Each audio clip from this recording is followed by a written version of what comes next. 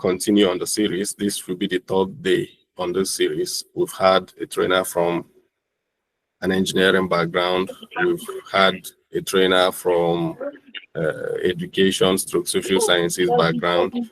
And then today we are having a trainer from a background that is really very interesting, a very interesting background. So I'll read through her profile just now and then hand over the floor to her. So today we are going to be learning from a very accomplished person in research, and I'll run through her profile just now. We'll be learning from Dr. Esther Ugo Alum.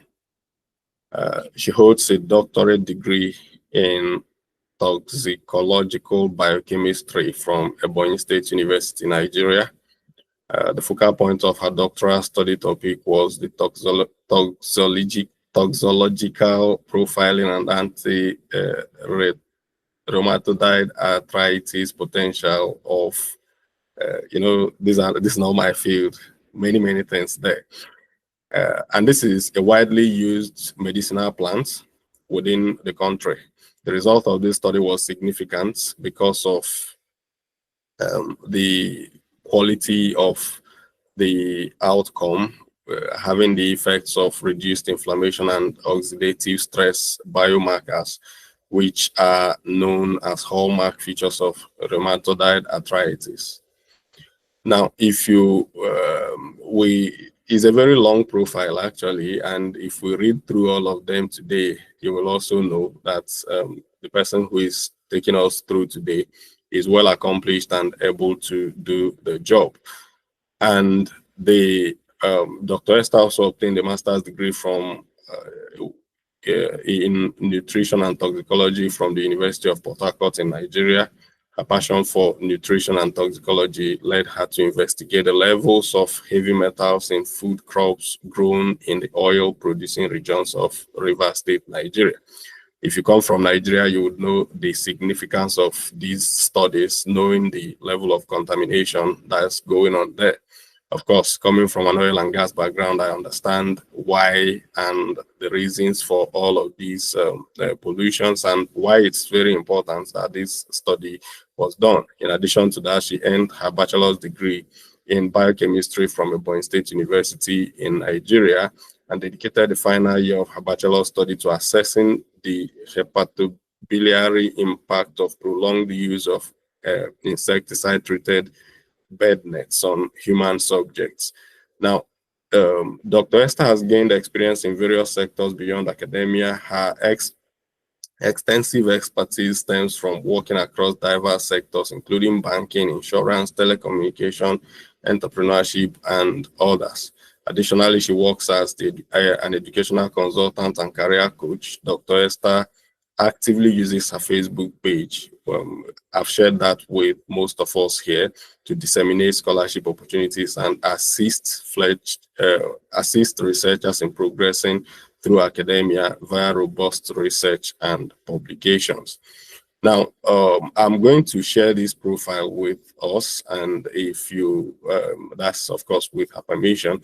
But if you read through the profile, you will be very much relaxed in today's training because you'll be learning from somebody who knows what she is going to be telling us. So help me and welcome Dr. Esther Ugo Alum as she takes up the mic now to continue the process of this training. Again, remember that by the end of this training, I'm going to share her Facebook profile once again, and the only way you say thank you to her for the knowledge she's going to be impacting on you today is to go follow that Facebook page. And then of course you'll be able to get in touch with her. You'll be able to also keep in contact with you through her regular Facebook posts that's well becoming. Now, it's also very important that I mention this. Dr. Esther was the first person who indicated interest in making this training happen when I told her about, when I first wrote a post about it. You remember there was a time I wrote a post somewhere on Facebook saying that, oh, I was planning to organize an event like this. She came to the comment section of that post and made it known that whenever the training was going to happen, I should let her know. And it's been a nice time. I've known her, followed her Facebook profile as well. And today we have the rare privilege of learning from her. So welcome, Dr. Esther, and the floor is yours now.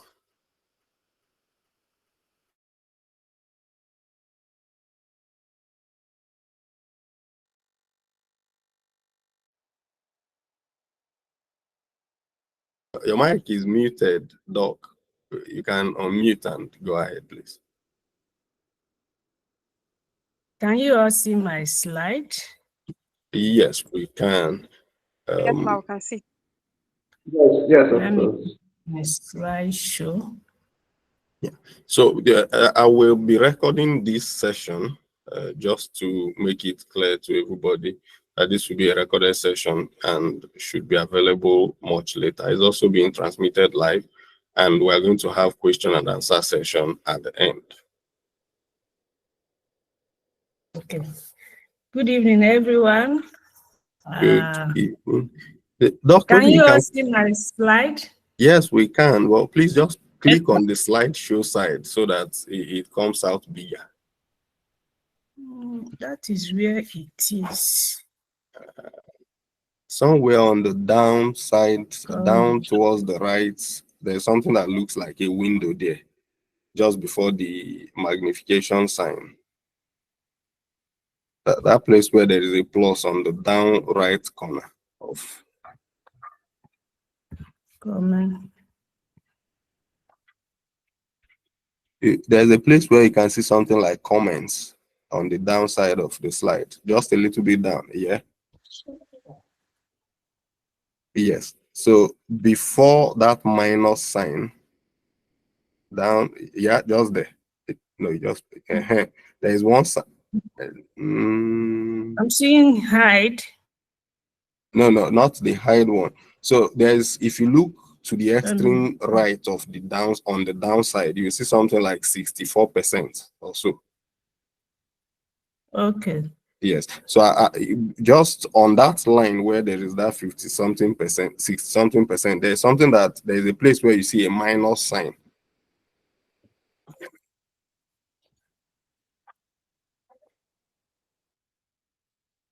I'm seeing it here, not 64. Oh, okay. Well, I think everybody can see the slides this way. Maybe we'll just I wish with it's it. on slideshow. Yes. Oh, okay. So the slideshow is there, just close to. Let me guide you with the mouse. So if you move your mouse down. Okay. Yes. Can you see comments? Down, down, down. As if you were going to the, yes, comments. I've seen comments. Yes. So to the right side of that comment, just move a little bit to the right. Yes. This thing that looks like an umbrella. Yes. That is where it's supposed to show. If it were a zoom, I'm surprised that this one is not showing that way. Anyway, this is a Google Meet. This thing is always different. If it were to be a zoom, this is a sign that looks like a little umbrella. Once you click on it, this thing will change to normal slide show. Okay. I don't know if we can manage it this way. We should be able to. We should be able to. Well, let me reshare. Let me start slow.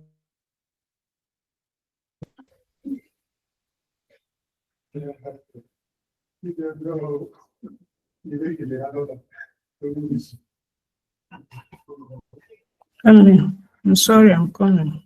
Okay.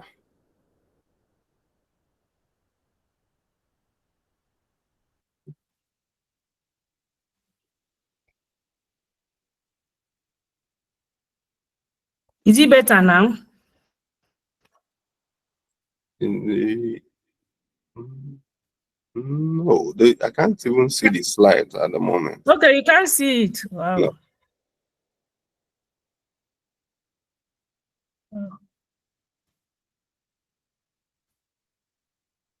Can you now see it? It's loading now. Yes, but it's still in that way it was. Still in that mode. Oh, yes. wow. But I think we.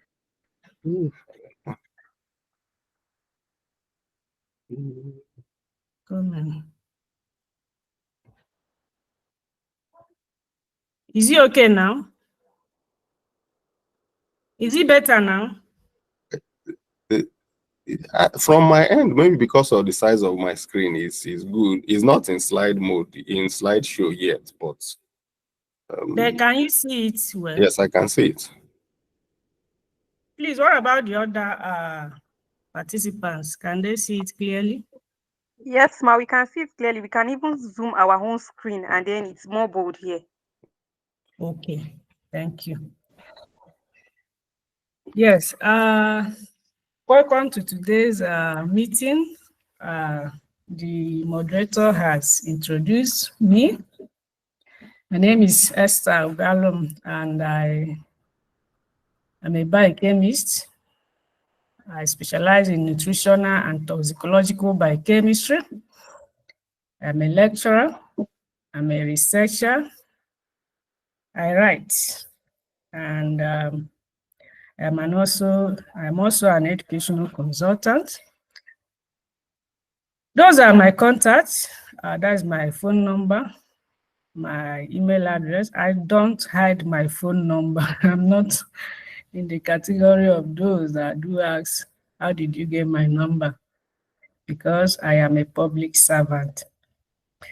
That is my ORC ID. Is a marker. Is an identification for researchers. So you can look it up. My Google Scholar is there. I also have a Facebook page that is dedicated to dissemination of information pertaining to research positions, scholarship positions, and also career guide. Yes, the moderator has given us a brief introduction of who Dr. Esther is. This is just a simple introduction of who she is. I'm sure some people missed. Let me just recap my biography. I am a biochemist, like I said, with a strong background in nutritional and toxicological biochemistry. I earned my bachelor's degree from Ebonyi State University in biochemistry. Then I proceeded to University of Port Harcourt in Nigeria for my master's, where I specialize in nutritional and food science. That is nutritional biochemistry. Thereafter, I proceeded to Ebonyi State University again for my PhD. And I earned a PhD in toxicological biochemistry. So, having completed these two studies and earned distinctions in both a master's and PhD, I am a certified nutritional and toxicological biochemist. I've been a lecturer for some time, for the past decade, and a researcher, but I am currently based in Kampala International University in Uganda. I'm a senior lecturer there, and I head the research publication unit at the main campus. Yes, I am.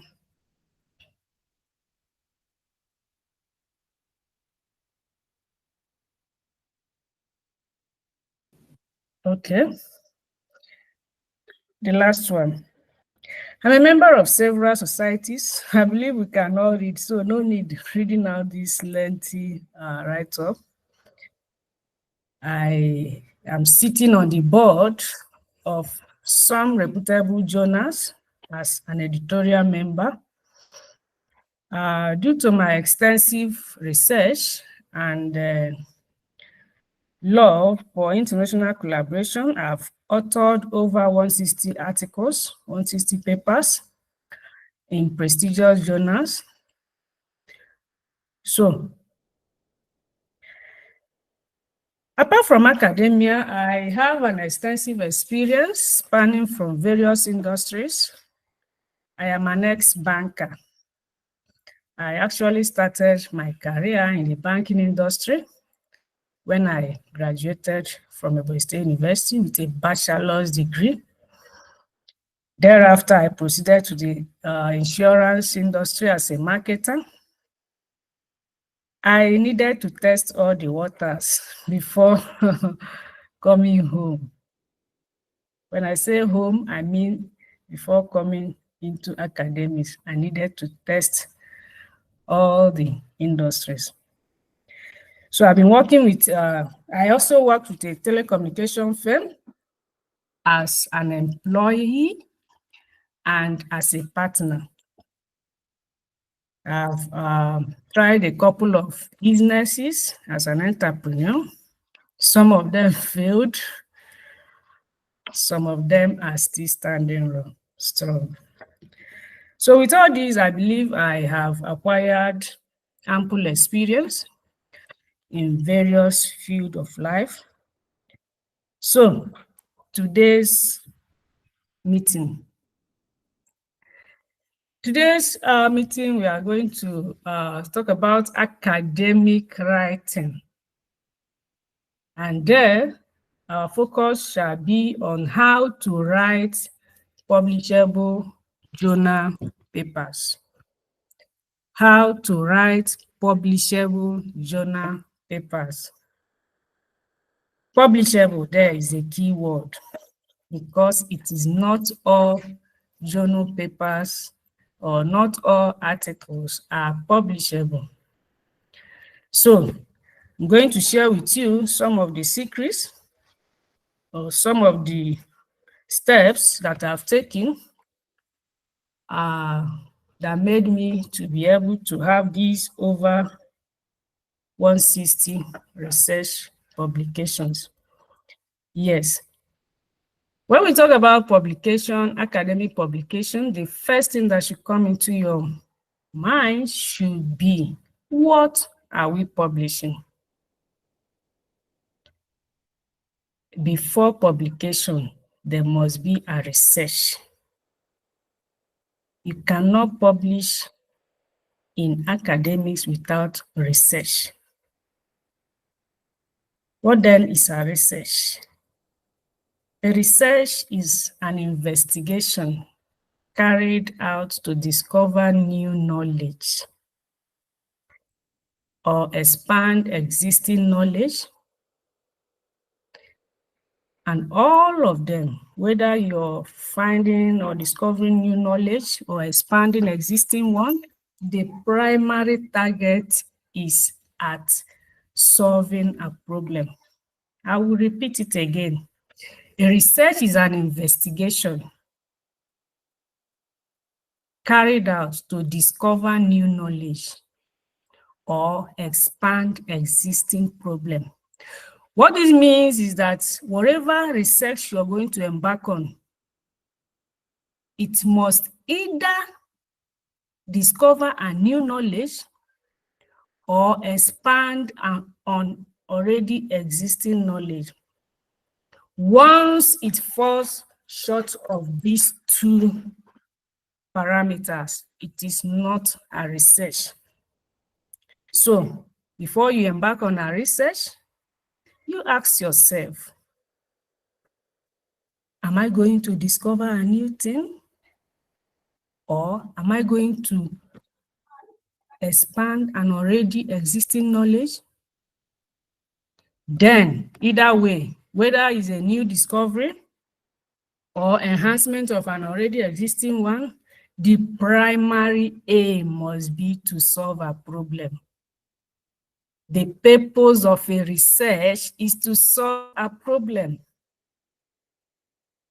That is what a research is. Research involves a collection of data, documentation of critical information, analysis and interpretation of that data or information in accordance with suitable methodologies set by specific professional fields or academic discipline. This means that the process or the procedure that is involved in research is one, collection of data. When you collect the data, you document the critical information or the data collected. You analyze the data.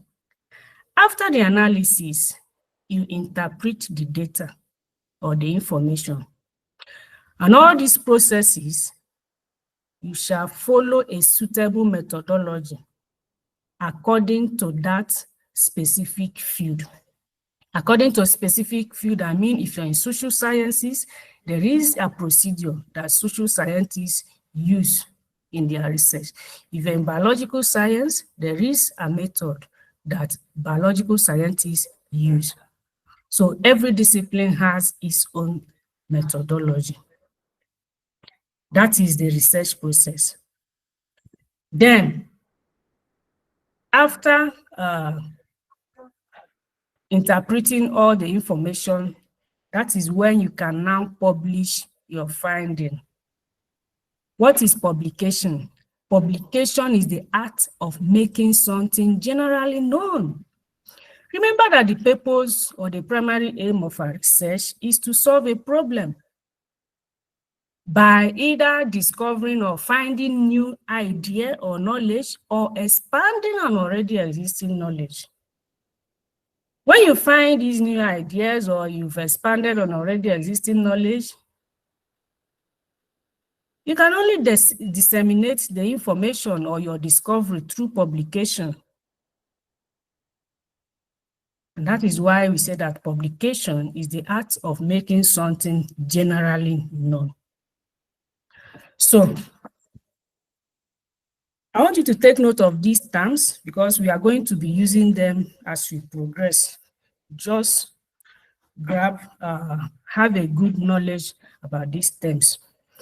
Then, what are you publishing? You are publishing a journal article. And a journal article is a piece of research published in peer-reviewed academic journal. Remember, you have a research, you engage in the research procedure. At the end of the day, you have a journal article which you send for publication. Where do you send this journal article for publication? You send it to an academic journal. What does this academic journal do? The academic journals publish quality and reliable research papers. What this means is that journal articles are domiciled or are found in academic journals. Let me repeat the step again. I'm taking time to explain this because this is an introduction so that you have a grip of where we are going to or what we are going to discuss. First, you want to publish. You must first of all embark on a research. The research should focus on either finding a new thing, a new idea, or expanding on an already existing knowledge. And the primary purpose of that your research is to solve a problem. When you identify that research that you want to carry out, you follow the normal process, which include collection of data, documentation of critical information. When you get your data, document them, you analyze and interpret. At the end of the day, you come up with a journal article which you are going to publish. Permit me to say that a journal article is a product of a research. And where do you publish? You publish in academic journals. The academic journals are those journals that publish quality and reliable research articles. That means that journal articles are found in academic journals. There is a word that is underlined there. I say that a journal article is a piece of research published in a peer-reviewed academic journal. Peer review means that whatever you submit to an academic journal undergoes a rigorous screening, a rigorous evaluation by professionals in that particular subject. It is not garbage in, garbage out. When you submit to a journal, the journal will send to peer reviewers. Peer reviewers are people who are knowledgeable or who have vast knowledge and experience in that field. They are going to examine the whole process, and that is what we call peer review. So any journal or any article journal. Hello? Sorry to interrupt. Please, the slides are just on the title page. They are not changing. Why? I don't know. Yeah, are they changing now? No. So I think what we need to do is, can you unshare and reshare? Yeah, I think it's from the sharing process that the challenge might be coming. Because it looks like your slide was changing at your own end, but it's not reflecting here. So when you click on that share button, maybe share entire screen instead of sharing. It will show you some options. It's showing me Chrome tab, window, entire screen. To share entire screen, I think that should solve the problem. Okay. If I click on share entire screen, I'm not seeing the option of, wait. It's not showing the PowerPoint. Yeah, it's not showing the PowerPoint. Okay. What of window? Window. Window is showing the PowerPoint, and that is what I used earlier. Okay. This entire screen. Can you see it? Yes. So if that is the way it is, then maybe instead of using the arrows to do, like instead of changing it on the slideshow, you can be changing it on the main slide itself, because that's what we are seeing from here. We can see introduction now. Okay. Yes, I think you can just be changing it. Yes, we can see this. Can you see the second one? Yes. Yes. Okay, that means I have to be presenting from the PowerPoint. Yes, if that show entire screen was showing, that would have solved the problem easily. It's okay. But it's fine. We've been following the conversation. It's just that people would also want to like have. But is it moving now? Is it moving now? Moving. It's moving. It's moving. Okay. Sorry for the interruption, please. No, it's okay. It's good you called my attention. So this is where we are. The introduction.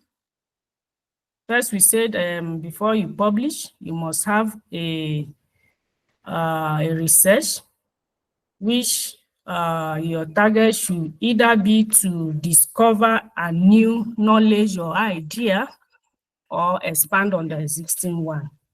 And your primary objective is at solving a problem. So that is the introduction. I believe that we are now familiar with these terms so that we don't use them interchangeably. Good. So, publication. What is publication? To publish is to make content available to the general public, to make an information known. At the end of the day, after you've completed your research, remember that you're either discovering a new thing or expanding on an already existing knowledge. You will not dump it on the shelves. If you want the whole world to know about your discovery, you must publish.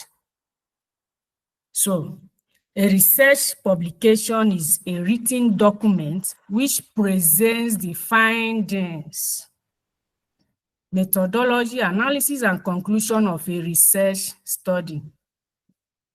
Okay? I said earlier that before you publish, you must embark on a research. So, the publication is that piece of document which presents the findings of your research. These publications can take various forms like academic papers, journal articles, conference, books, reports. But for the purpose of this tonight's lecture, we are focusing on journal articles. And I told us earlier that these journal articles must undergo a peer review process so as to ensure quality and credibility. Peer review means that professionals, those who have ample knowledge on that particular subject, are going to examine thoroughly your journal article so as to ensure that it is of good quality or credibility before it is published. Publication is crucial for knowledge advancement. Yes, it allows researchers to share work, receive feedback, and contribute to their field's progress. When you complete your research, you have a result. It is only publication that will guarantee that your colleagues, or even people who are not your colleagues, are going to see the outcome or the output of your beautiful research. If you do not publish it, it is not going to be seen, and you're not making any contribution to knowledge. What are the benefits of publication? Please, can you see the slides now? Yes, ma. Yes, ma, I can see. Okay, beautiful. What are the benefits of publication? 1, contribution to knowledge. Publication allows researchers to share their findings with scientific community, advancing knowledge. When you share the product or the output of your research, it could be a starting point for another bigger research. It could be a starting point for something that is going to enhance, for instance, those of us in biological sciences, it could be a starting point for drug discovery, just that singular research. So it contributes to knowledge. Another thing is that another benefit of publication is that it builds reputation. Publishing research in reputable journals enhances researchers' credibility and reputation within their field. No matter how many years you spend or you've spent as a lecturer or a researcher, without publication, nobody will know you apart from your students. Researchers or lecturers are being appraised or evaluated based on your publication. If you're a researcher or a lecturer, how many publications do you have? So in order to build your reputation as a researcher or a lecturer, you need publications. Then for networking, publishing research fosters a collaboration and networking among researchers, allowing for new ideas, exchange of new ideas, resource access, and expertise exchange. When you publish, when you make your research findings public, people will get to know you. You may be contacted for collaboration. You may be contacted for even a bigger job. I was in Nigeria when I was called to do what I'm doing here in Kampala. It is as a result of publication. If I were just an ordinary lecturer, not ordinary, no lecturer is ordinary, maybe a classroom lecturer, I go to lecture 7 to 7 without any visibility or publications, nobody would have contacted me. So publication encourages networking. Again, impact and citations. Published research can have significant impact on scientific community. Why? Because citations of published work serve as a measure of its influence and importance within the field. When you publish, people will cite your work. Citation means they will make reference to your work when they are carrying out a similar research. Your work will be a reference point. And when they are publishing, they will cite it. That is why on Google Scholar or ResearchGate, you see the summary, you see the number of citations, you see the H index, I-10 index. That is the pride of a researcher. If you tell me you're a researcher, I will go online, look for you. What do you have? How many people have cited your work? How many publications do you have? How many thousands or hundreds are your citations? So you can only get this through publication. Again, funding opportunities. If you don't publish, you may find it difficult to secure funding opportunities. Why? Because funding agencies often look to publish research as an evidence of the researcher's track record and potential for future success. You're seeking for fund or grant in malaria-related topic, and you don't have any publication in malaria. Who will trust you with such money? You want to seek for fund to maybe to mitigate against, to carry out a research that will mitigate against cholera or diarrhea, but you have no single published work related to diarrhea or cholera. My dear, those funders will doubt your credibility. Even postgraduate students, those who are looking for scholarship, for masters or for PhD. Now, currently, most schools or funders, they will tell you that one of the criteria is a list of publications, at least one, if you're going for masters. The higher the number of your publication, the higher your chances of securing funding opportunities, be it grants, be it scholarship, or even some jobs. Apart from this, publication is good for career progression. Those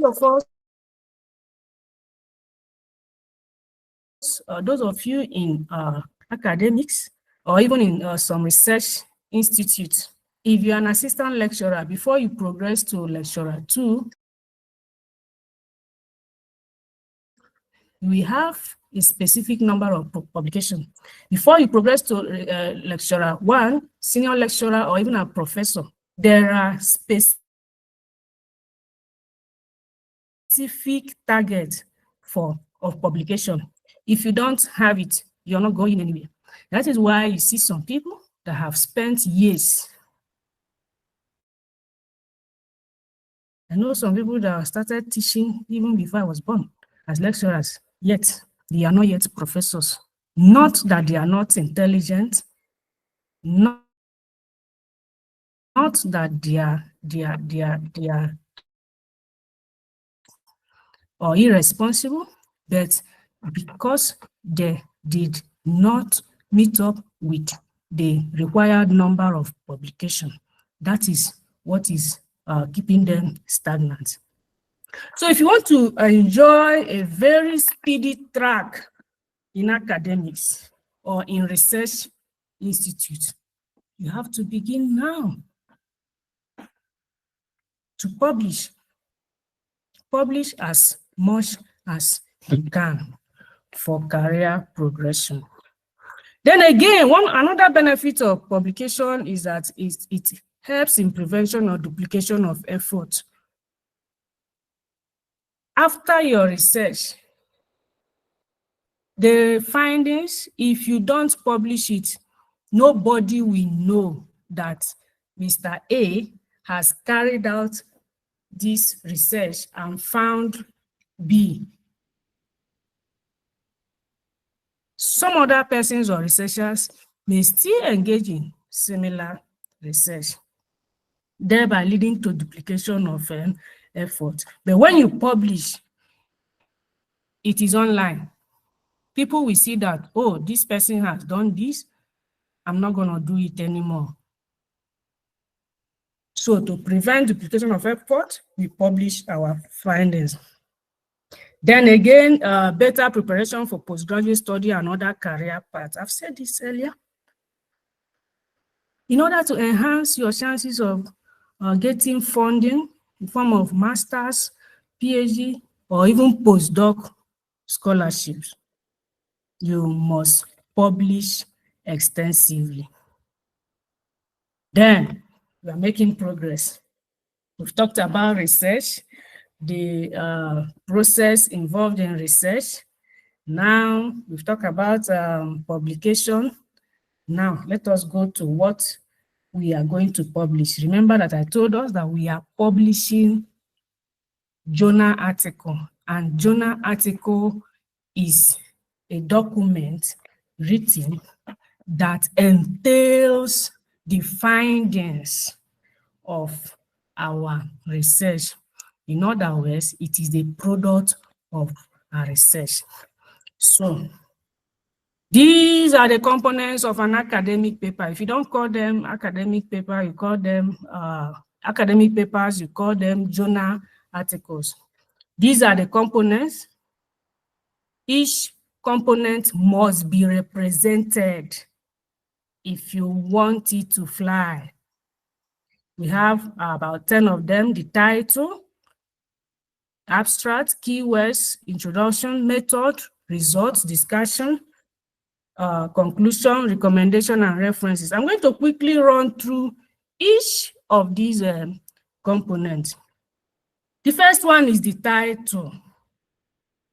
The title is the part that is read first and the most read.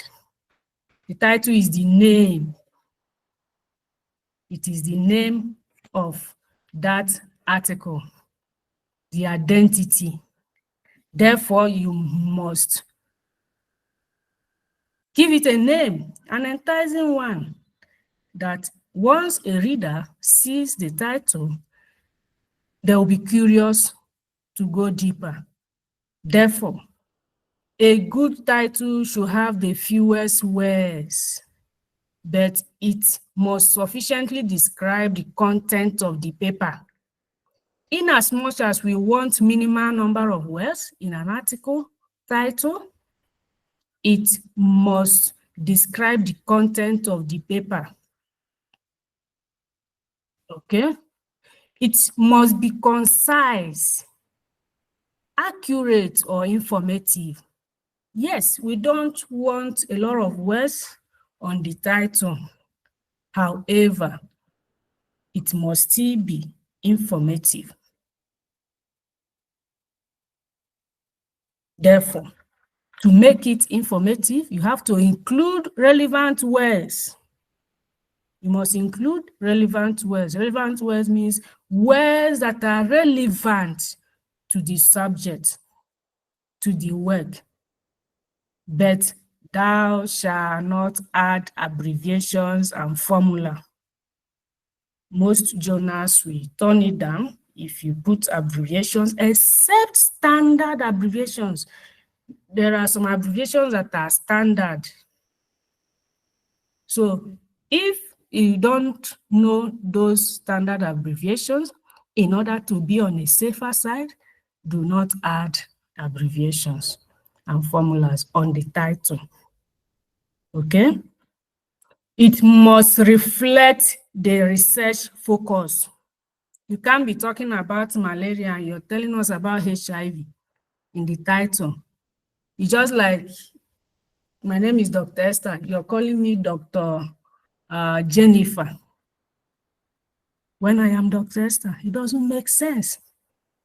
Therefore, it must, the title of your work, the title of your research article or academic paper must reflect the research focus. After the title, you have the abstract. Abstract is the summary of your entire work. Here I say that it summarizes the content of the paper. Since it is a summary of the entire work, all relevant information must be in place. The abstract facilitates the potential readers to understand what the paper is talking about. Since it is the summary of the work, it comprises of the background to the study, the aim, the method, main findings, which is your results, and the conclusion. Remember that we said that it is summary. As a matter of fact, there is a word limitation, that is number of words that an abstract should have, which ranges between 150 to 400 words, depending on the journal. Some journals limit it to 150. Some will be very clement enough and tell you that you can put in as much as 300 or 400. But on the average, the ideal number of words in an abstract is between 200 to 250. However, you follow the guideline of the journal you have in mind. So that is the abstract. Beneath the abstract are the keywords. Again, keywords is limited to between 5 to 7 words, depending on the journal. Some will tell you just 5 words, some will say 6, some will say 7. What are these keywords? These keywords help readers to discover your article. It is very, very important. If you want your publication to be extensively visible, you must choose the right keywords. Okay? These keywords can be used by other researchers to find papers similar to your article. When you use the correct keyword, anybody, whether in Europe, Asia, Africa, once they Google those keywords, your article will come up and you will get reference and citations. So you have to be very, very careful while choosing your keywords. Then the next segment or component of an academic paper or journal article is the introduction. Very, very important. The introduction leads the reader from a general subject to a specific area of research. It provides information on the latest development in the field. Again, take note of these components or these segments that are supposed to be in an introduction. Number one, background. You need to tell us about the subject. If you're talking about HIV, malaria, or is that, lay a background. Tell us what is known about HIV, what is known about malaria. Then you state the problem. After stating the problem, you justify. Why are you writing? Why are you doing the research? You have to state what is lacking in the current knowledge. Remember that I told us earlier that the primary purpose of a research is to solve a problem, either by creating a new idea or adding to an existing knowledge. So by the time you write about the background, you have to identify the research gap. This is known. This is what is not known. This is what my research is trying to add to what is known. That is your aim. Sometimes you identify the specific objectives and the research question. These are key points that must be represented in a good introduction. For you to have a very good research question, the research questions must be specific. They must be new, novel. They must be relevant to a broad scientific community. Then literature review. Those of us in biological sciences, most of our papers do not have this segment, okay, as a separate subtitle.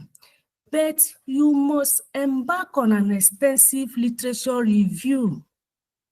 Literature review is what the information you gather from literature review is what you're going to use to write your introduction and do your discussion. So literature review summarizes relevant existing research. It identifies gaps. And when you identify the gaps, you have to explain how your research fills these gaps. There must be need for justification for your study. You are not supposed to repeat what other researchers have done. Then the research objective must be clearly defined, not ambiguous goals or things that are not realistic. They must be specific, measurable, and achievable objectives.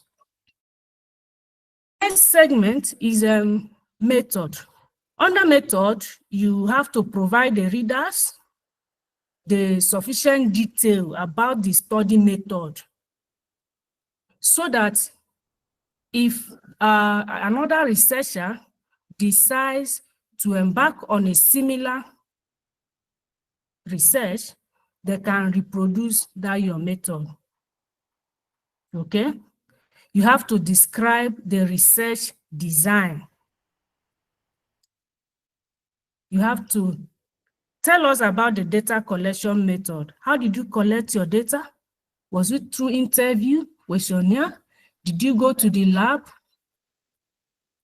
These details must be given under method section. Then the data analysis techniques. How did you analyze your data? Which statistical tool did you use? SPSS, GraphPad, Prism, R, Python, and so on and so forth. You should be ready to justify the choice of method. Why did you use SPSS? Why not Python? Why not R or graph paraphrasing or even common Excel? You have to tell us why. Then there must be ethical consideration. If you use animals or if you use human beings, was there ethical clearance before you embarked on the study? That is method. Then for results, the results section, after analyzing your data, you present your key findings with respect to the central research question. Remember, you had a research question under introduction. So those research questions, you're going to answer them under results section. These are some of the tools for presenting results. Some people use tables, figures, charts, and so on and so forth. It depends on the type of research you carried out. You can use any of these reporting tools. Then there is need for interpretation, explanation of the tools. Okay. The next segment is a discussion.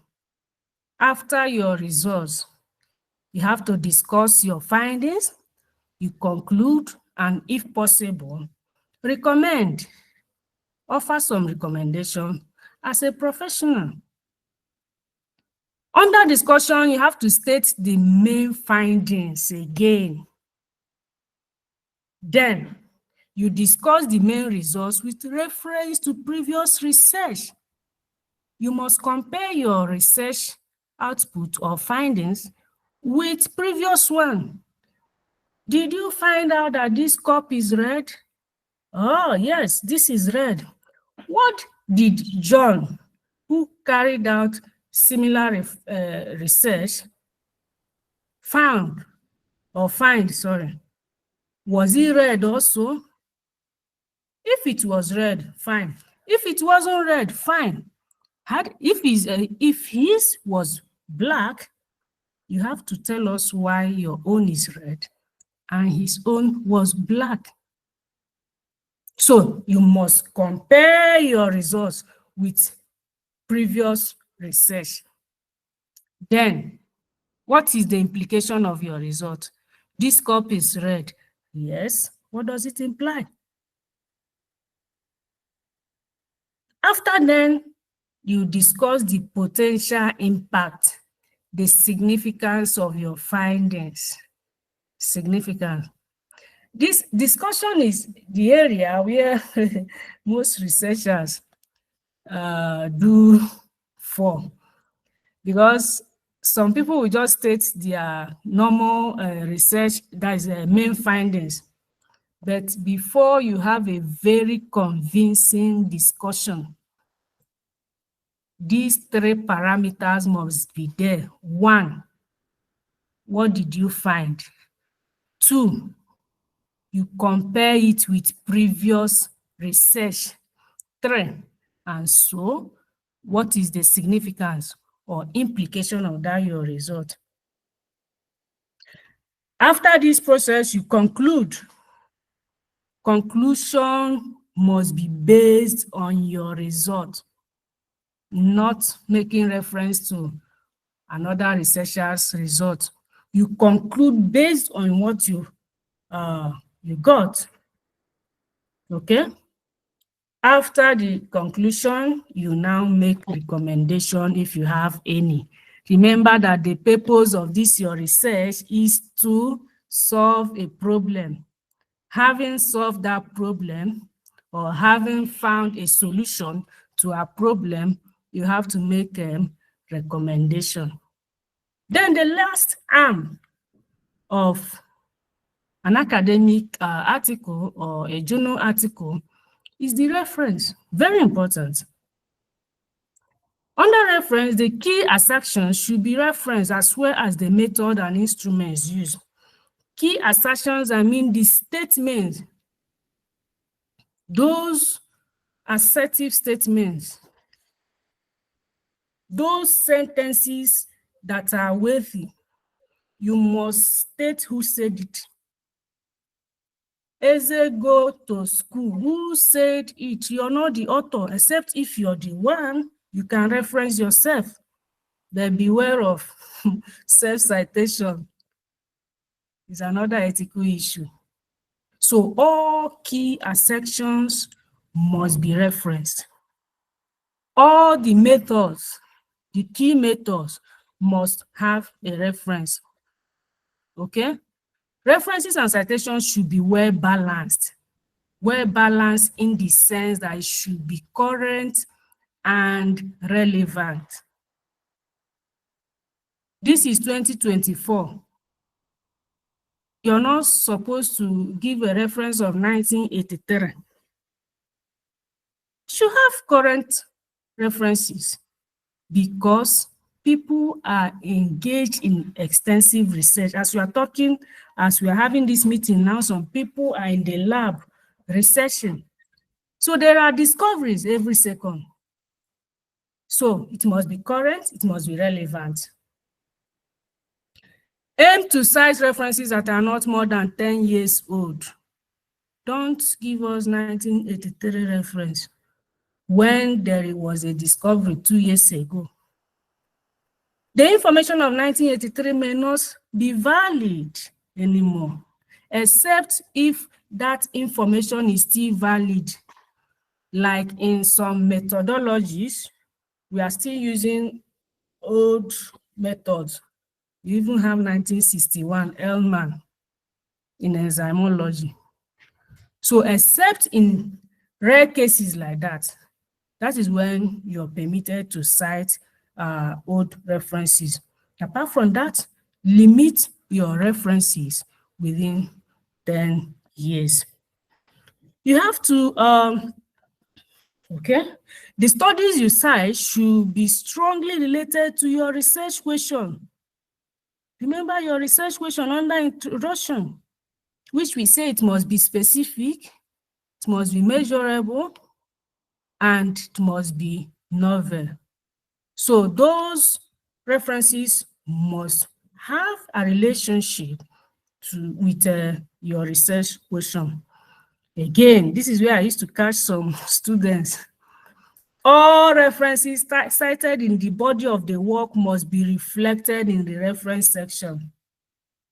Some students will copy someone's reference. It will be in the in-text, that is in the body of the work, while the one at the reference section is different. Any reference cited in the body of the work must reflect at the reference section. No one should even be missing, not even one. The last one is you have to follow a specific citation style. You have to be consistent. If you're using APA, you use APA all through the work. If you're using MLA, you use MLA. If you're using Vancouver, you use Vancouver. If you're using Nation, there are so many reference styles. So you have to be consistent with one. Then you choose the one that the journal you're submitting approve of. Then, at the end of this rigorous exercise, remember that your target is to publish your research, isn't it? Now you've engaged in all these rigorous exercise from data collection, interpretation, writing, following all those components one by one. You even went as far as ticking them one after the other.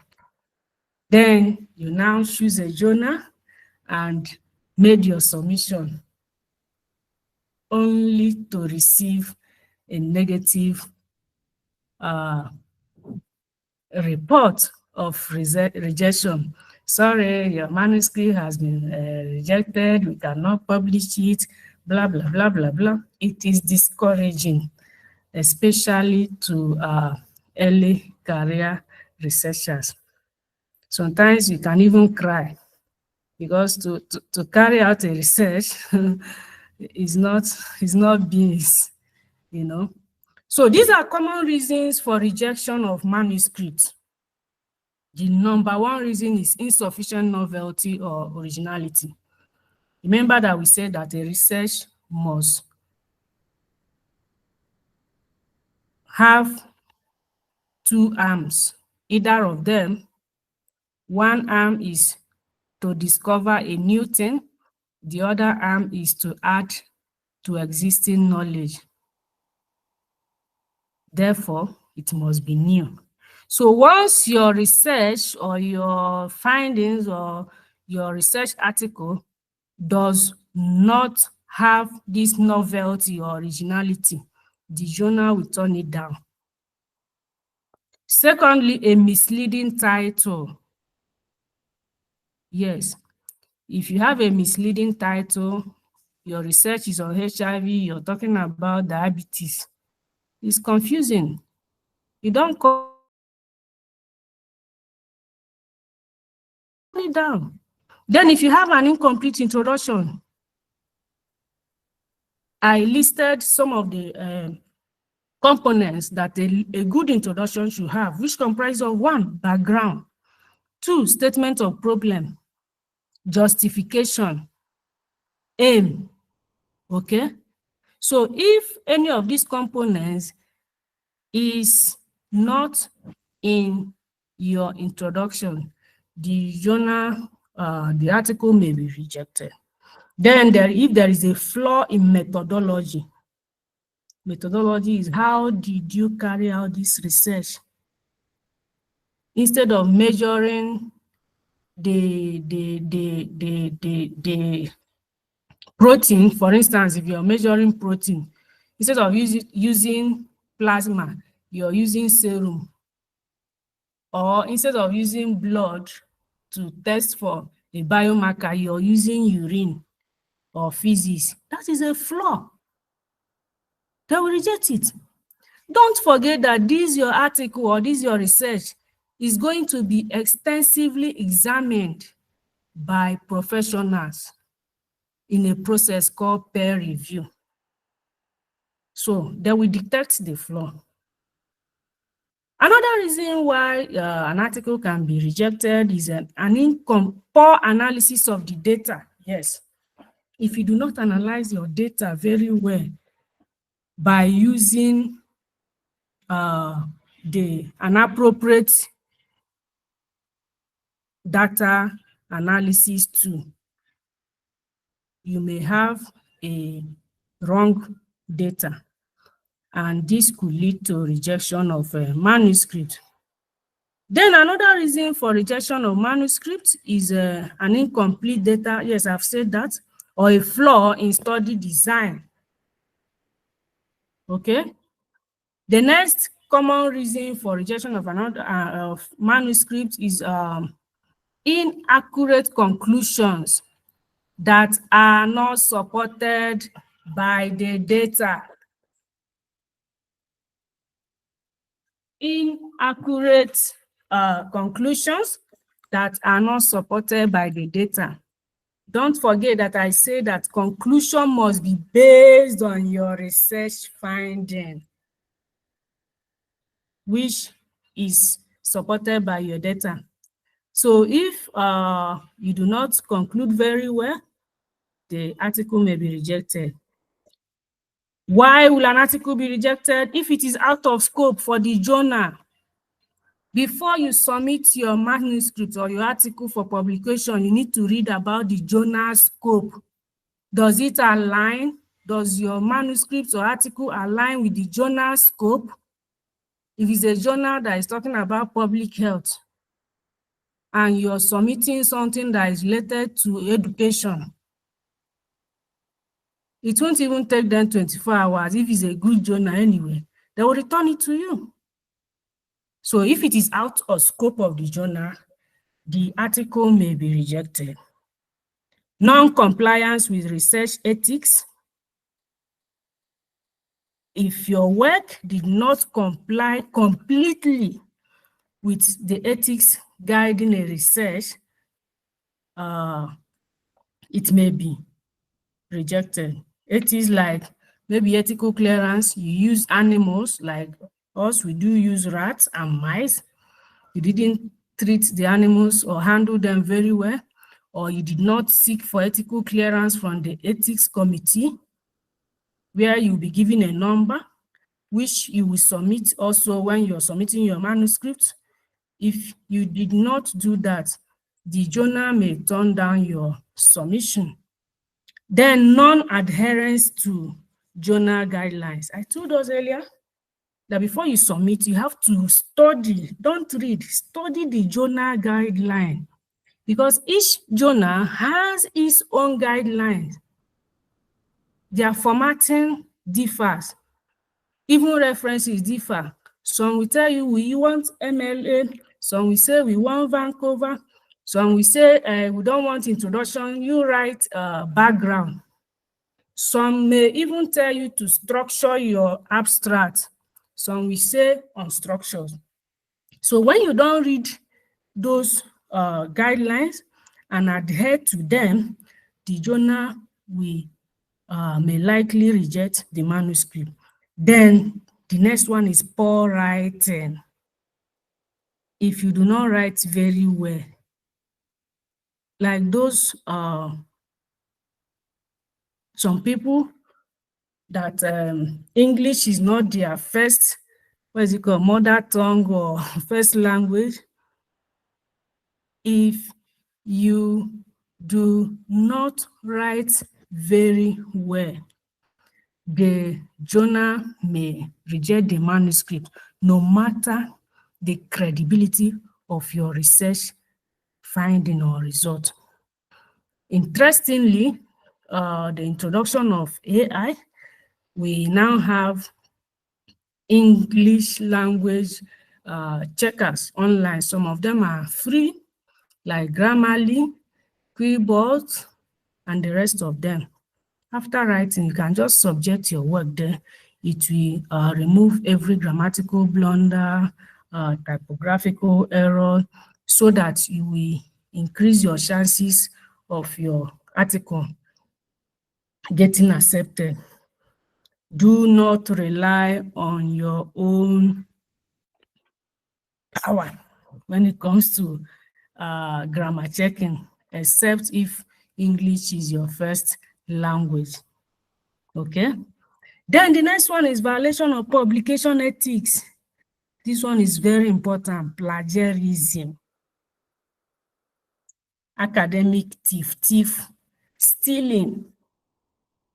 When you copy people's work without citing them, that is academic fraud, is stealing. Before you submit your work for publication, you have to subject it to plagiarism, similarity of plagiarism checking. We have Turnitin, we have Authenticate. And every journal has their own acceptable limit of plagiarism. Some will tell you it's 10%. Some even go as low as 5%. But some journals do accept 20%.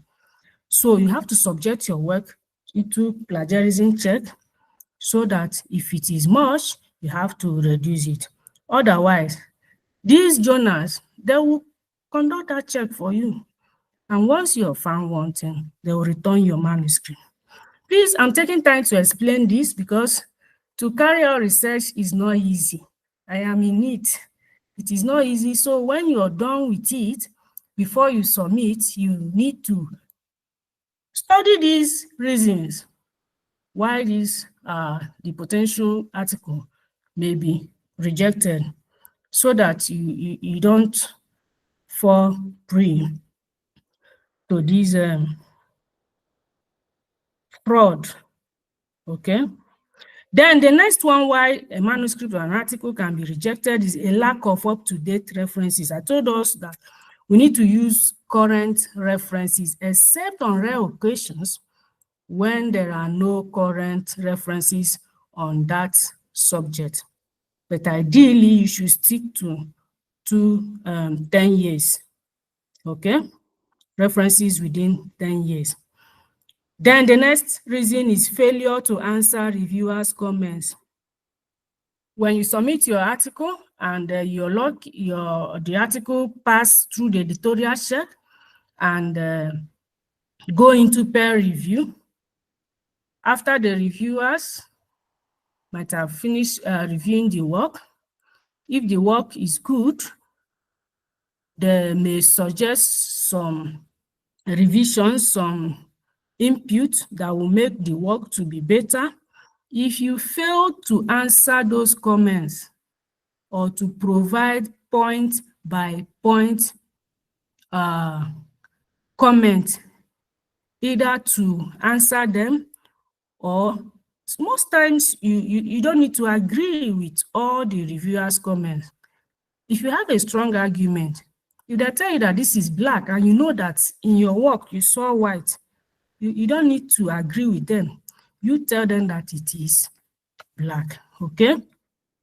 Then you have to, finally, some people, especially young researchers, they are very, sometimes they want to play smart by submitting in different journals. You submit one article in 2 different or even 3 different journals. It is an academic fraud, and you may be blacklisted if the journals discover. So once you submit an article to a journal, you allow that journal to complete the whole editorial process. If they reject the paper, that is the only time you can now submit it to another journal. If you do multiple submission and the journal finds out, they will reject that your paper. Yes, Dr. Esther, where do we publish? Now that we've understood what a research is, the method, how to write, and some of the reasons that the article may be rejected, yes, you've understood it. Now, where do we publish? The answer is that you have to publish in high impact factor journals if you want to enjoy the full benefits of research publication. You need to be selective. Journal ranking is a way to evaluate quality and impact of academic journals. And the criteria of journal ranking is based on prestige, impact, quality of content. So you need to identify journals that have these characteristics, journals that are credible, journals that publish quality content, and journals that undergo peer review process. Okay, that is where you publish. Let me bring it down. Now, there's what is called journal ranking, and there are different ranking bodies or indexing bodies, but the commonest among them are Journal Citation Report, which is published by Clarivate Analytics. Sometimes we call it Thomson Reuters. What do? They calculate impact factors and other metrics based on citation data from journals indexed in Web of Science. Another strong indexing body is Scopus, which is maintained by Elsevier. It's a comprehensive abstract and citation database covering a wide range of disciplines. There are other ranking bodies like Google Scholar, DOAJ, and so on and so forth, but the most common Clarivate Analytics, which is Thomson Reuters, and the Scopus. What that means is that any journal that is indexed in these 2 indexing bodies is a go. Okay? Having identified these 2 indexing bodies as the most reputable, which is Web of Science and Scopus, how do I know that a journal is indexed in Web of Science and Scopus? These are the websites. For Web of Science, you type mjl.clarivate.com on your Google, this thing, what is it called? On Google. When you type this, mjl.clarivate.com, it will take you to Web of Science page. Then you impute the name of that journal. If it is indexed in Web of Science, it will appear. If it is not there, it will tell you that it is not there. There is no deceit in it. Then if it's for Scopus, you type www.schemagojr.com or scopus.com/sources. When you go there, to take you to Scopus website, you impute the name of the journal. If it is not there, it is not there. Okay? I am not saying that any journal that is not indexed in either of these two is not a good one. No. Because Rome was not built in a day. Some journals are growing. In the next 4 or 5 years, they will still enter these powerful indexing bodies. All I'm saying is that these two are the most respected and reputable indexing bodies that any scholar who has good number of publications in journals that are indexed in these two bodies, we have an enhanced credibility and visibility. Then you may ask me, how do I get a journal? I don't know anyone. Where will I go to the market to find a journal where I can publish? No. There are some reputable journals, okay? Like the Elsevier, Taylor and Francis, Springer, Sage, and so on. So if you have an article, all you need to do is to go to these journal finders. These are the websites. I have them here. When you click here, it will take you to the journal finder. The journal will ask you for either the abstract or the keywords of that your article. When you impute either the abstract or the keyword and search, it is going to suggest some journals that you can publish that your article with, okay? So we have Researcher for Life, we have Taylor and Francis, we have Springer. These are good journals that these are good publishers, not journals, that most of their journals are indexed in these powerful indexing bodies, which are Web of Science and Thomson Reuters, Web of Science and Scopus. Who can publish? The answer is everybody. Anybody can publish. What is publication? Is it not a product of a good research? Anybody can engage in a research. If you have a good result that is worthy of publication and you prepare it following the steps that I highlighted, why can't you publish? So everybody can publish. Here I listed some reputable publishers. If you don't want to fall prey to some journals that are not too good, you have to target these reputable publishers when you are searching for a journal. Number one is Elsevier, Taylor and Francis, Springer, Lippincott, Bentham Science. These ones are the ones that publish mainly that we biological scientists do use. Those in social science, arts and humanities, they have theirs, okay? You have Bentham Science, Wiley, Oxford University Press, Cambridge University Press, Sage. Sage also publishes for social science and humanities, okay? These are some reputable publishers that you can look out for if you don't have any journal in mind.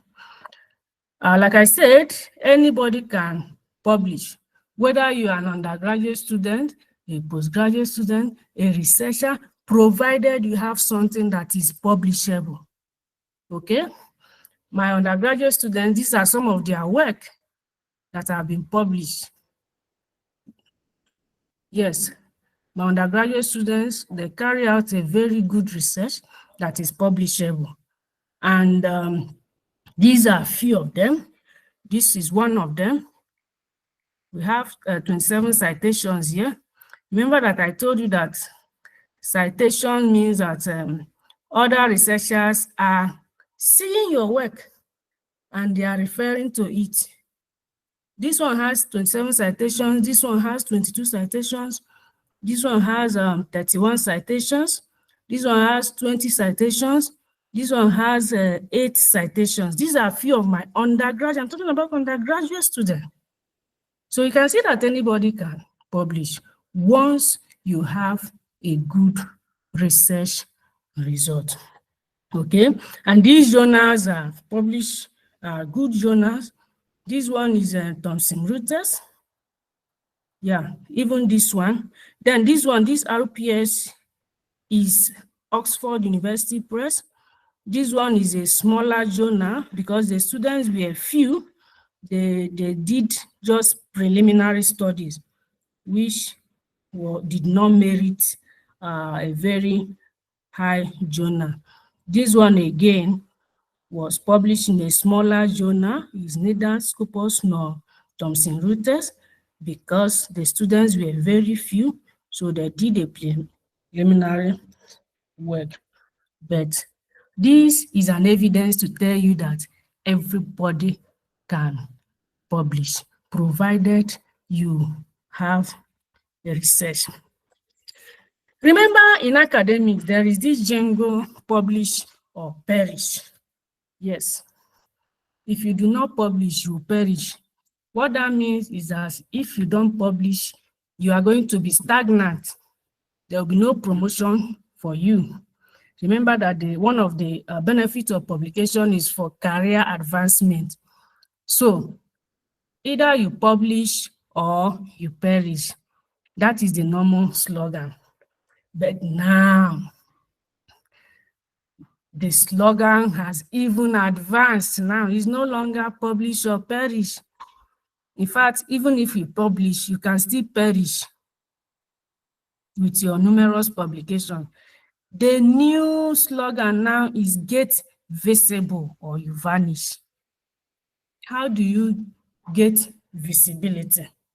You get visibility by publishing in reputable journals, like I highlighted, not in journals that are not visible.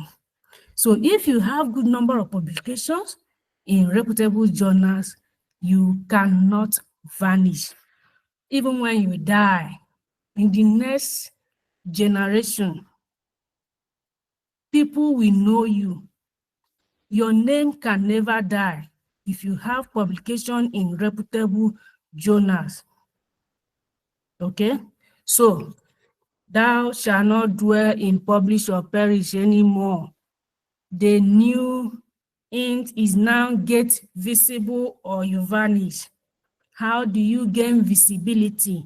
By publishing in reputable journals. Publish so that you will not perish. Okay? Get visible so that you will not vanish. It may interest you to know that Dr. Esther is open to collaborating. If you require her expertise in navigating this publication process, she is available, but you need to pay a fee. But I don't think it may require a personal, effort, because I've taken my time to explain the whole process. I've simplified everything. You may not need further assistance, but if you think that you need personal assistance in navigating this rigorous process, she is available for a fee.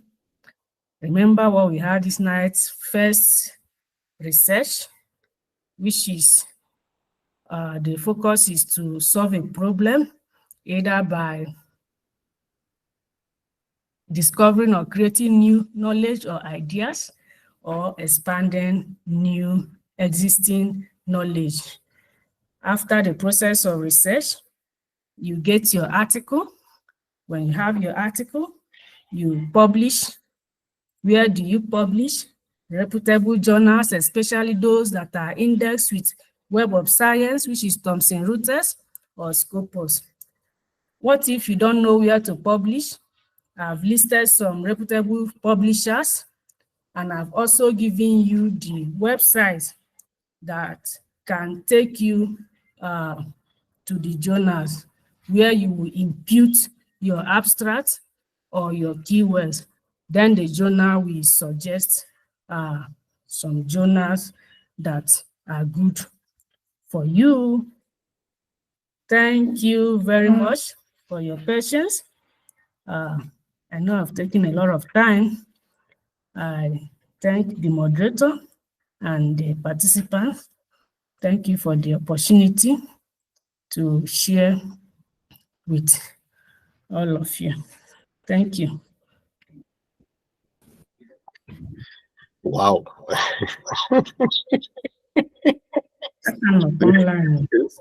This was amazing. I know that if I let everybody now to go on with their mics, like this place will be full of praises and shouts of joy. You have done really amazing well, and we appreciate it, Dr. Esther. Thank you so much. You know, while the training was going on, I was just busy trying to share some comments on Facebook, and close to the end, you said something.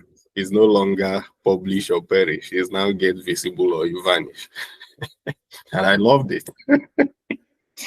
Because even beyond the academia, it's always going to be so. You're either visible in the current world or you vanish, because there's a lot of distraction holding people. Nobody remembers who doesn't want to be remembered.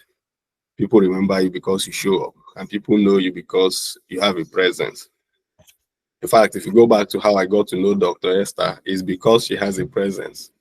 And that's why this event today is possible. Thank you so much for all the knowledge and for all the information. So we'll take some questions from the participants. I hope you will still be available for a few minutes. Sure, I'm here. All right. Thank you so much. So if you've got any question, please, you indicate by raise of your hand on the, just raise your hand on the Google Meets so that you join the question queue, and then we can get to you. Any questions?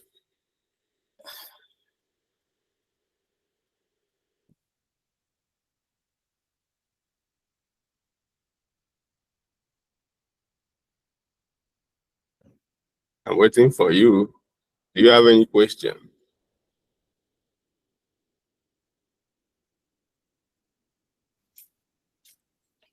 Okay.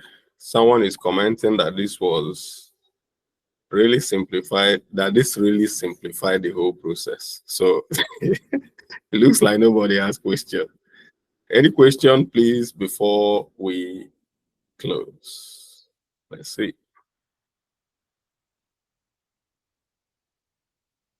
If you have a question, indicate by a raise of hand.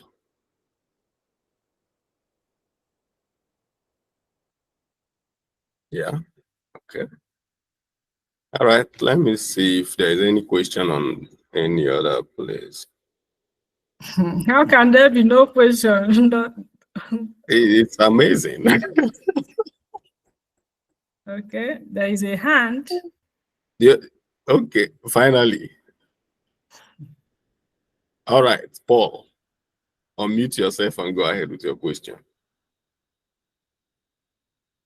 Okay. Thank you very much, the moderator, and thank you also to the speaker. I must say she really simplified the whole process. But maybe let me just build a cat. I have a question. Supposing you paraphrase something you found online, maybe you while you are doing your research, you paraphrase it. Do you still need to do in-text citation for it, or you just include the references alone in the reference section? Do you still need to do in-text citation and also include the reference? So that's my question. Thank you so much. Yeah, thank you, Mr. Paul. The in-text references are what you have at the reference section now. You know, all the references in the in-text, in the body of the work, are what reflect at the reference section. Like I said, any reference in the body of the work must reflect at the reference section. And I gave you an example. Some students, when they copy some other research work, they will now copy the in-text on different and copy somebody else's references. I will just flip through. I will look at the references in the in-text. I will search for them at the reference section. If they are not there, that means you did not do a thorough literature review. Okay, so any text or any reference in the in-text, even if you paraphrase, except if it is your original idea. If it is your original idea, then you cite yourself. Okay. And after citing yourself, you still go to the reference section and add that reference. That's your citation. So any in-text, all the in-text references must be reflected at the reference section, even if you paraphrase them.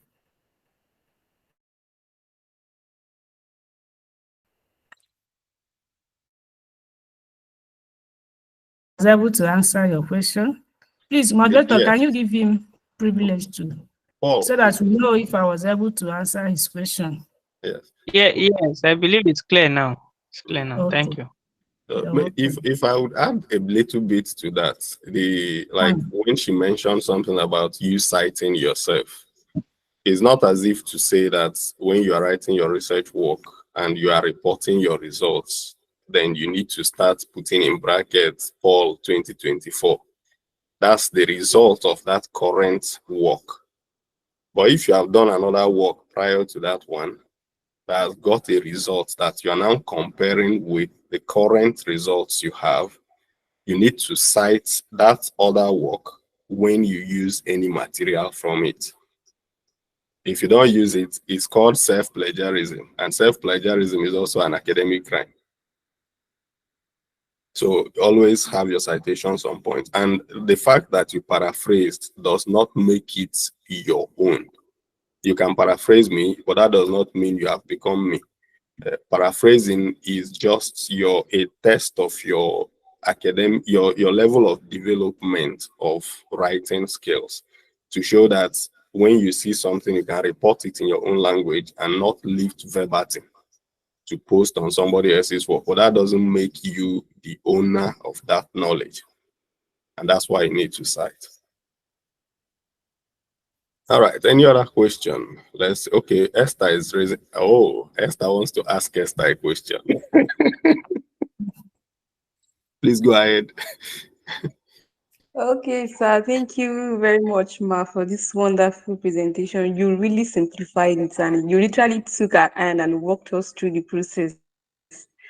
So, but my question is this. When we started this research writing, I've started my research, my review papers, but now just like Mr. Paul asked, I cited some persons and I paraphrased. My fear is this, because when I did my undergraduate and I cited and I did some paraphrasing, by the time I brought it into Turnitin was just highlighting those parts for me. So to what extent do I need to paraphrase so that it's not look as if I'm plagiarizing because it's a review work? That is my question. Yeah. Turnitin is detecting it because you copied exactly what you got online during your literature review. When you want to cite someone, you don't copy exactly what you see. You read. When you read, you extract the information and now use your own words to compose that sentence. With that, Turnitin will not underline it. But what some scholars do is that they say we should paraphrase. They will just go online, copy the sentence. Some people that use paraphrasing software, they will put it in Quibbot or any paraphraser. The system will paraphrase automatically. No, it is wrong. You have to extract the key information in that sentence. Use your own words and compose a sentence that will still convey that key information. With that, Turnitin will not underline it because it is now your words, but you must cite the original author, the first author, whose information or idea you paraphrased or you extract from. So don't just copy the sentence and go to paraphrasing tool and paraphrase. No, you extract the key information. You now use your own words to compose it in such a way that that information, the key information in that sentence, is still there. Then you go ahead and cite that author. With this, Turnitin or Authenticate will never underline it. Okay.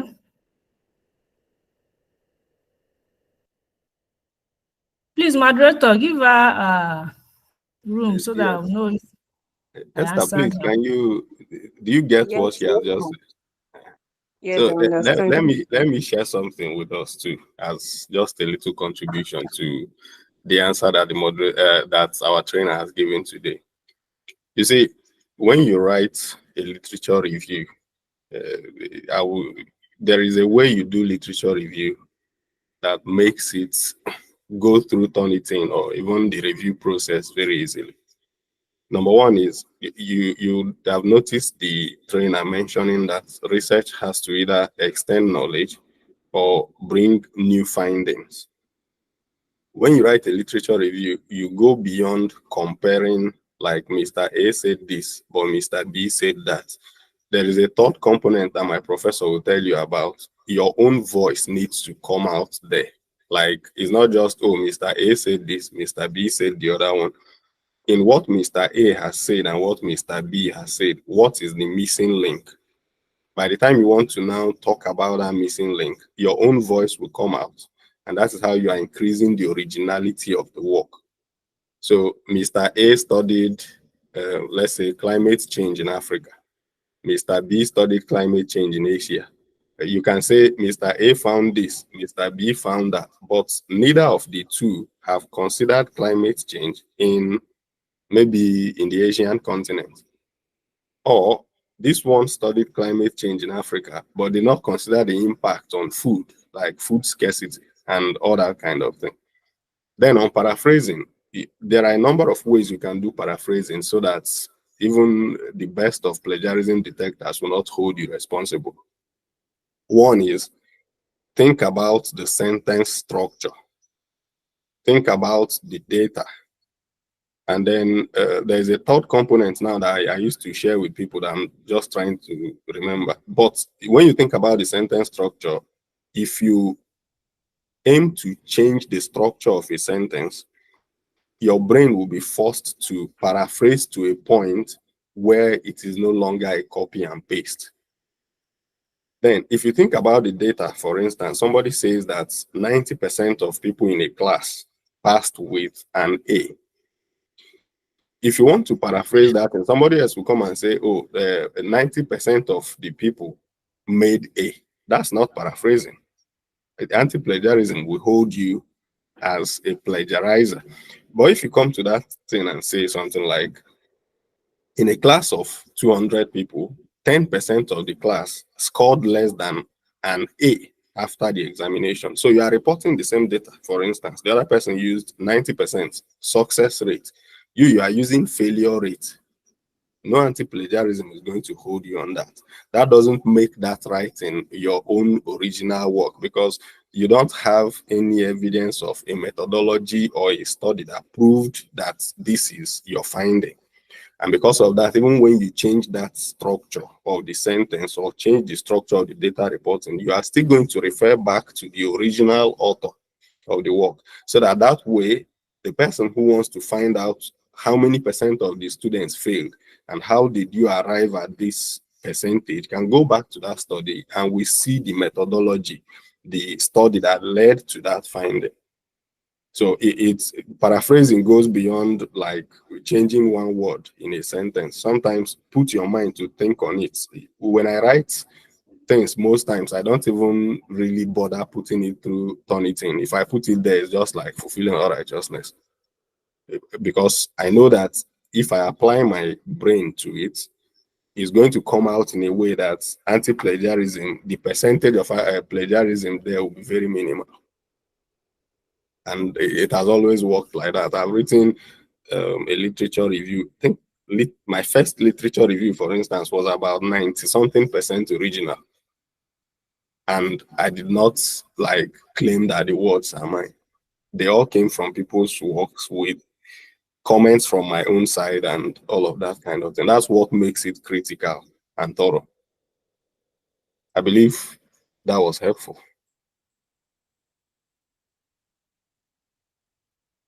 All right, so Amuchi has some questions or maybe a question. Let's take that. Time is running against us, but let's hear from you, Amuchi. Unmute yourself and go ahead.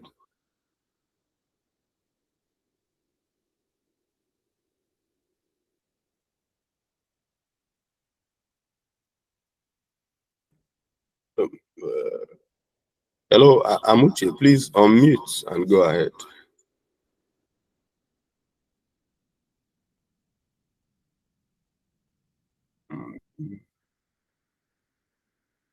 All right, it looks like she's not.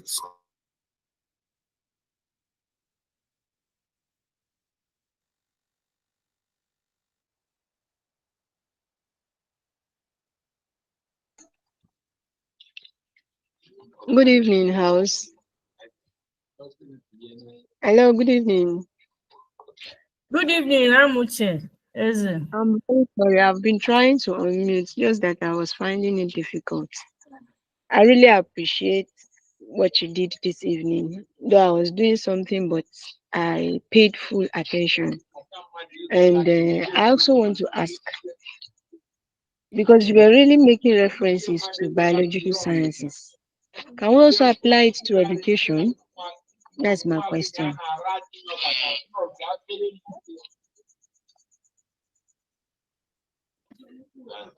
Okay. Well, I am a biological scientist, and I was invited to speak on science-based procedures in publication.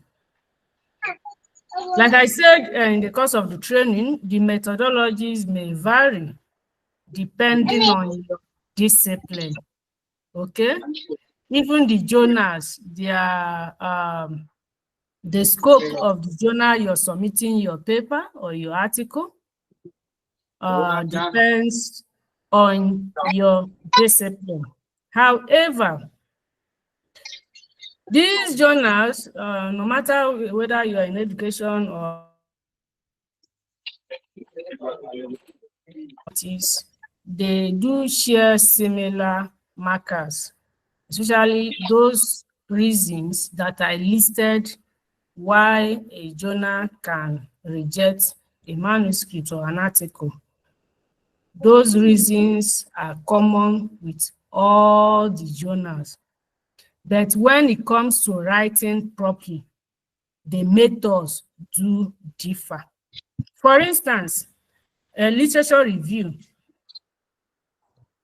Those of us in biological sciences, we don't dedicate a section and tag it a literature review.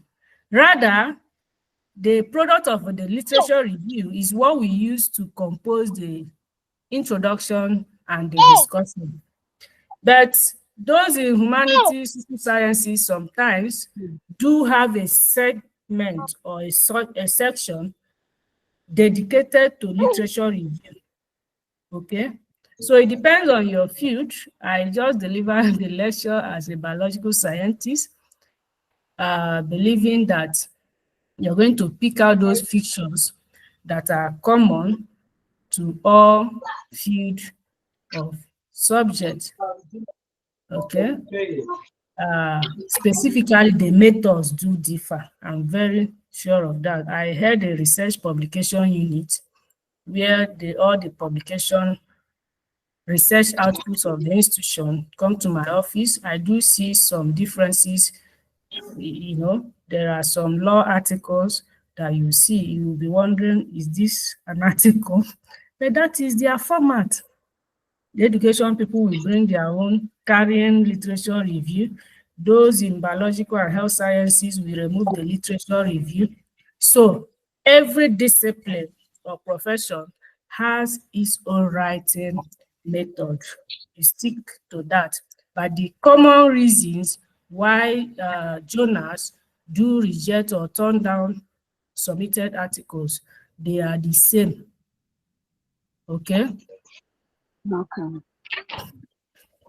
Thank you very much. It's clear. You're welcome. Thank you, ma'am. So thank you very much, Ma. The other thing you can do, Amuche, is, and any other person who is on this call, is to, at the end of all these sessions, you can go back to the session that was specific to your field. Because like I mentioned, in the design of this training, it was made to be that we'll have somebody from engineering in the first day or on the first day. Then the second day, we had somebody from education. So if you go back to the training that happened 2 weeks ago, the person who took that one was from education and social sciences. Then the next edition, which will be on the 29th, will have somebody who is from more of the physical sciences, and then he has a combination of physical sciences and pharmacy background. So he'll be able to talk more to the people in health and the people in the physical sciences, and then of course the chemistry side of things. And this is to make it very balanced, so that you learn from, there are the general rules, like the trainer has already mentioned, and then those specific areas that are unique to your field, you can pick them out and then apply them. Also, one thing that will help is, if you know the journal you want to publish in, you can look at the structure of the journal. Most times, except I'm writing a paper that is purely a literature review paper, I'm not required to have a section that is called literature review as well. But there are some journals that would require it. So just get to know that journal, see their structure, and then follow the instruction. The rules on how to paraphrase will not change. Paraphrasing is paraphrasing. In some other places, I think in law, they have something, instead of writing an abstract, they write something like an executive summary or something. I think law and business people and all of that kind of those differences. But you need to get used to what is for your own field, and as much as possible, look through the training that was conducted by somebody from your own background. You can look at all the trainings, but pay special attention to that one from your field. Anybody from biological sciences today would have learned the name of 1 or 2 journals where he or she can publish. Anybody from engineering would have heard the name of 1 or 2 journals and publishers where he could have published if the person joined the first day. So those are like the differences that we all need to be conscious of. It's 4 minutes past 6, and I don't want to keep our trainer for past 8 rather. I don't want to keep her for too long. And maybe with her permission, we can take one more question if there is any other, and we call it a close for today. She has mentioned that you can get in touch with her if you have personal questions that you need to ask. But remember, time is expensive. Don't go to burden her with things that are not that are covered today. And if she tells you a price for anything, remember that time has to be paid for. And that is just the truth of the matter. I'll be sharing her Facebook, a link to her Facebook page just now, and I will be grateful if you just go and follow her before you leave the call. And after this training, do us a favor, write a review about what you learned today, tag Dr. Esther to it, and if space allows you, tag Academy of Scholarships and Transitions to it as well. It helps your colleagues to know that there is something good they missed and something they need to follow up with. You see, the whole idea of creating positive content and trying to teach and to train is because there is a lot of content out there that waste your time and distract you from your key goals. And those are the content we want to be able to push good content to as many people as possible. And if you love your friends, one of the good things you do for them in this social world is to bring their attention to things that will be profitable to them. A paper can be the foundation to a scholarship in any developed country of the world. And I believe we all wish good for our friends and for ourselves. So after the event, take out some time, write a review, 1 paragraph, 2 paragraphs, 3, depending on how your strength can carry you. It could be on Facebook, on LinkedIn, anywhere. Just write the review, tag Dr. Esther to it, and don't forget to follow her. She makes a lot of posts about scholarships, and I see them myself. I follow her also. So go and follow her. One more question, and then we are gone. If you have any question, please unmute yourself and go ahead.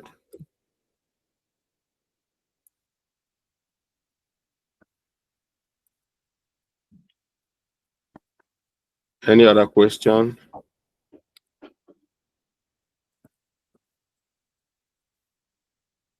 Okay, if there are no questions, please just give me a minute. Let me, maybe 30 seconds. Let me get a link to our Facebook page just now. All right, I'm dropping it in the chat box, and then please go ahead and follow her.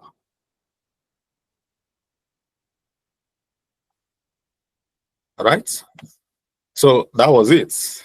Thought they delivered. Thank you so much, Dr. Esther. It's the first time hearing your voice, and I've always seen you on Facebook. We've always had WhatsApp chats, but thank you so much. I really didn't know you were in Uganda, but this also helped me to even know you better.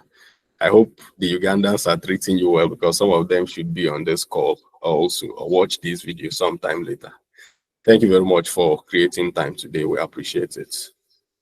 You're welcome. The pleasure is all mine. Thank you for the wonderful moderation. I equally thank all the participants, and I have the expectation that you're going to put to use what you've learned so far. Do not be a non-academic researcher.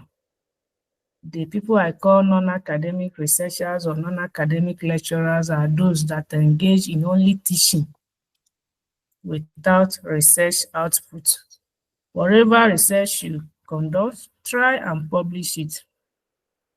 That is how researchers and lecturers are evaluated. Your weight, your pride, your ego as a researcher or a lecturer or someone in academia is the number of publications, the number of citations, your visibility. That is what matters a lot. And I listed a lot of benefits, even in your search for funding, research funding, or even job search. It is going to distinguish you. Please do not just go home without practicing what we've deliberated on today. Thank you very much for the audience. Thank you so much. So when we even talk about publications, for the sake of those who think that this is just relevant to the academia, it's not. And recently I tell people that I'm doing a PhD in the UK, right? But the part-time job I do today came through a publication that, in fact, it was a literature review that got me that job. All the other things that happened in the process of like assessing me as a candidate and all that followed the publication. But the foundational reason for the job was a literature review. And I remember that after my youth service as well, the first job I did, maybe the second job I would say that I did in Nigeria, had something to also do with the fact that I had published some papers during my master's. You know, because though it was an engineering firm, but they had a research center that they were just trying to start. So they needed somebody who had sound engineering background and also had a bit of that element of research built into the person. So it is not as if you publish today, you must become a lecturer tomorrow. For those who are not interested in lecturing, publication will help you to gain scholarships, to help you in lecturing. It will help you in your professional life. And it will help your visibility to a very large extent. So don't play with any of the information here. What she has taught you today, if she was to put a money tag to this class, people will pay, and a lot of money for that matter. So this is a lot of sacrifice and a lot of effort from her. Thanks so much, Dr. Esther, once again. I really appreciate it. And thanks to everybody who joined us today. Go ahead, put to actions and bring your friends along, because success is sweeter when we succeed together. And that is why we are making these sacrifices. Thank you once again, and good evening from here. Bye-bye for now.